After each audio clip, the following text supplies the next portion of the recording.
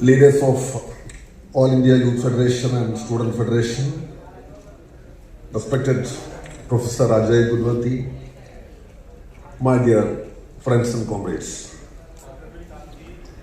First of all, I take this opportunity to congratulate the leadership of the All India Youth Federation for initiating such an important All India Convention by inviting different youth organizations. It is very happy to note that the present leadership of Youth Federation took a timely initiative to invite youth organizations related to different political parties. And starting with Comrade D. Raja to Professor Ajay Gudwati, there were a number of wonderful speeches. They delivered their ideas and tried to find out, chalk out an action program. So I hope the outcome of this important convention will help us to launch important mass movements in the coming period. And I request the leadership of the Youth Federation to approach all the political parties in India Alliance and to compel them to include the genuine youth demands in the manifestos. So the demands of the youth and students should find a place in the manifestos of all India Alliance parties.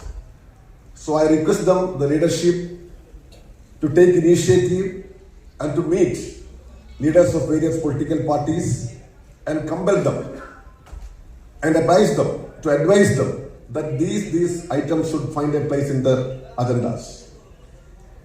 And that way, I think we can carry forward this important movement. Comment all speeches were really wonderful. I was especially hearing all the speeches delivered by our young leaders. And one thing is quite clear.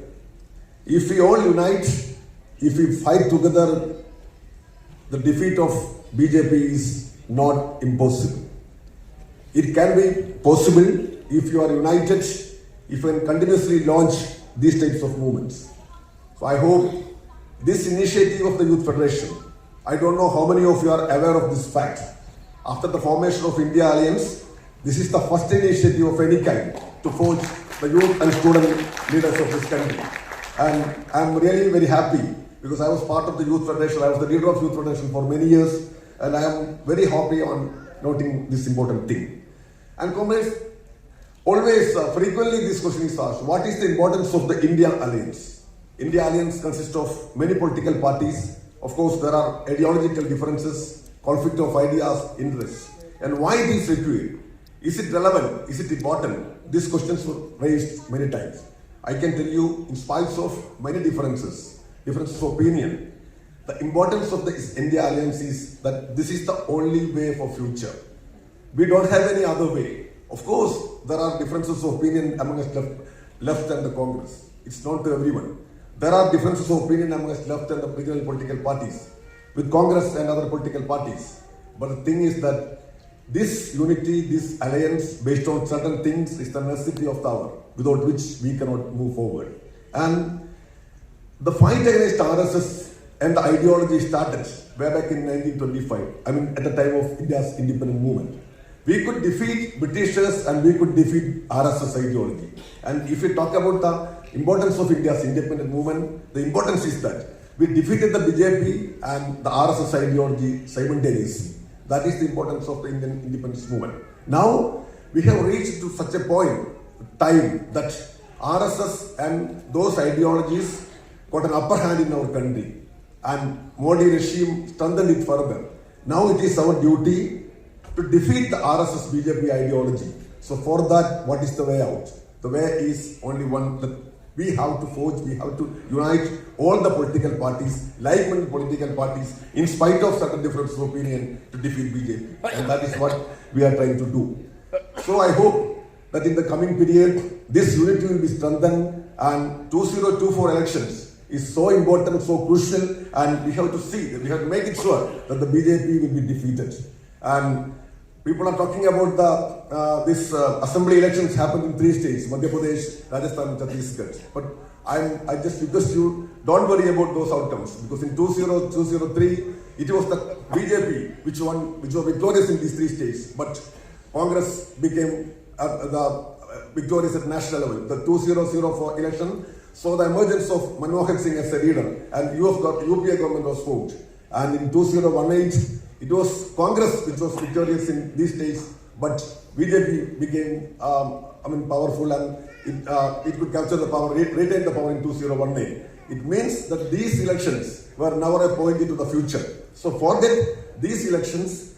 This has nothing to do in the coming elections. But the important point is that the election is going to be a battle between mind and machine. That point we have to make it very clear. That the mind of the country, of its people, is against BJP, but at the same time, we are fearful of the machine.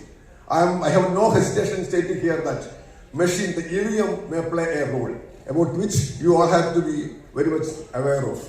So then you can ask what happened in Karnataka, what happened in Telangana. But I am sure that the BJP government will try to manipulate. Narendra Modi is continuously stating that they are going to win 400 seats. How can he declare that, these 400 seats, without understanding the reality? Because they can manipulate the EVM. This reality is very much there, but in spite of that, we are hopeful of a victory in the coming period. So I think this important convention will further strengthen our actions, and we can play an important role. And Youth Federation used to play such an important role, and after many years, I think such an important convention is happening in Delhi. And once again, I congratulate the organizers of this convention. And I would like to add some 2-3 more sentences in connection with the suspension of MPs. You all know that 146 members of parliament were suspended in the last session, and I'm very happy to announce that I am one amongst them. So the point is that the ruling dispensation wants an opposition-free parliament, and this is the beginning of an opposition-free India. First, they don't want any opposition member in the parliament. This is a starting point only. In the coming period, they are going to ensure that no opposition parties or opposition will happen in this country. So take it that way only. Sloganeering and showing posters were never a sin. It was never considered to be sin. It's all part of an integral part of democracy in our country. But these people, the authorities, are taking it as a sin, and 146 MPs got suspended, and some of us are severely punished. We suspended for 3 months. That makes no difference for us. We are with the people, and we will continue with the people. And my source of inspiration was always Youth Federation and Student Federation. So with that inspiration, we can fight out any such kind of things. So this suspension that way is not going to be a barrier in our future activities. But the thing is that we have to carry forward this fight in the streets, in wherever it is possible. So I hope this convention and the various resolutions adopted in this convention will be a great source of inspiration in the coming days. And we are going to adopt a final declaration as well. And the final declaration is a document which can ensure the unity among the youth and students in this country. And many comrades from different parts of the country joined this convention. More than 500 comrades from different states joined. Even though it's very difficult to reach Delhi in this winter season.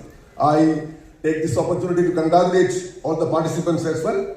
And I hope the Youth Federation can continue its fight in the coming days. With these words, once again congratulate the organizers, and with revolutionary greetings, I would like to conclude my speech. Thank you, comrades.